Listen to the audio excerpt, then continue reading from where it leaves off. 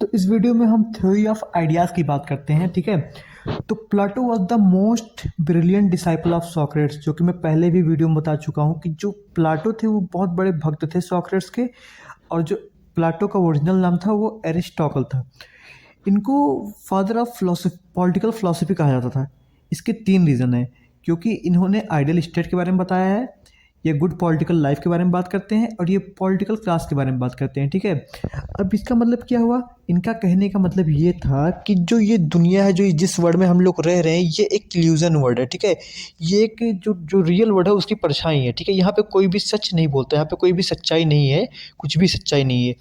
इनकी जो ideal state theory थी, इनका मानना ये था कि जो फिलोसोफर होते हैं वो रूलर बनने चाहिए, उनकी गवर्नमेंट होनी चाहिए। ठीक है, मतलब कि जैसे कि आप लोग को पता है, जब एथेंस की डेमोक्रेसी में जो कि मैं पिछले वीडियो में बता चुका हूँ कि एथेंस की डेमोक्रेसी में सोक्रेट्स को मार दिया जाता है। ठीक है, सोक्रेट्स जो थे वो बहुत ही ज़्यादा बुद्धिमान, बहुत ही नॉलेजेबल लोग थे, बहुत ही वाइजेस्ट लोग थे। ठीक है, तब प्लाटो सोचते हैं कि जब ऐसी डेमोक्रेसी में, ऐसी गवर्नमेंट में, ऐसे रूलर में जो कोई भी बन जाता है, जब वो लोग ऐसे अच्छे आदमी को, इतने वाइजेस्ट मैन को, इतने नॉलेजेबल पर्सन को मार सकते हैं, तो फिर ये बेकार है। इन लोगों को रूल करने का कोई हक नहीं है।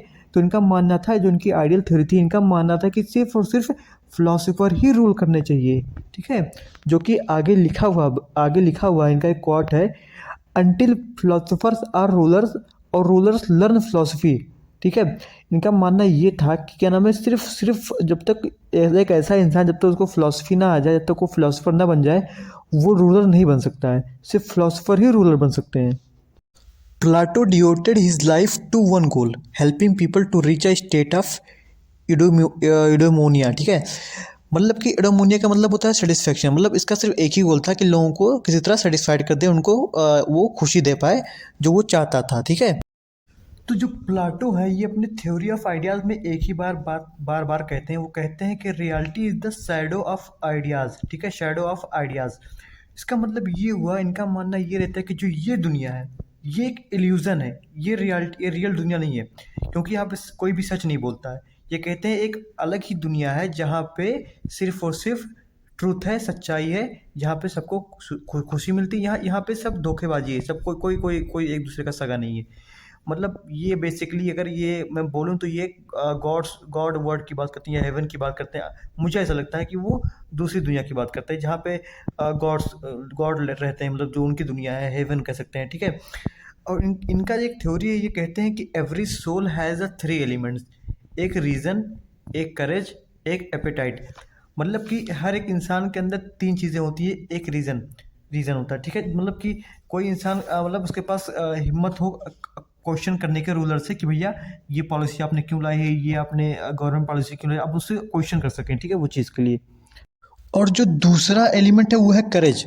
मतलब उसको, इंसान को, मतलब जो करेज है, ठीक है, उसके अंदर हिम्मत होना चाहिए। हिम्मत मतलब किसी चीज़ की हिम्मत होनी चाहिए करने की। ठीक है, कि दूसरे टाइप का इंसान हो गया।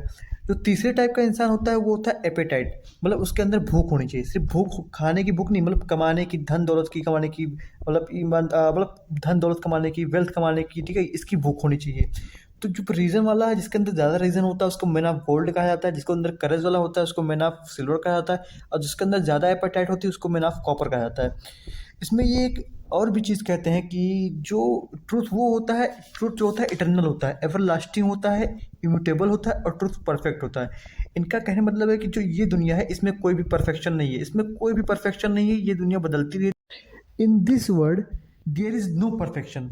सबका ओपिनियन होता है, ओपिनियन बदलता रहता है, और सच्चाई नहीं होती। There is no truth in this world. इनका मानना था कि in this world there is no truth, सिर्फ ओपिनियन होता है। ठीक है, there is no perfection this world, और ट्रूथ को परफेक्ट परफेक्ट होना चाहिए।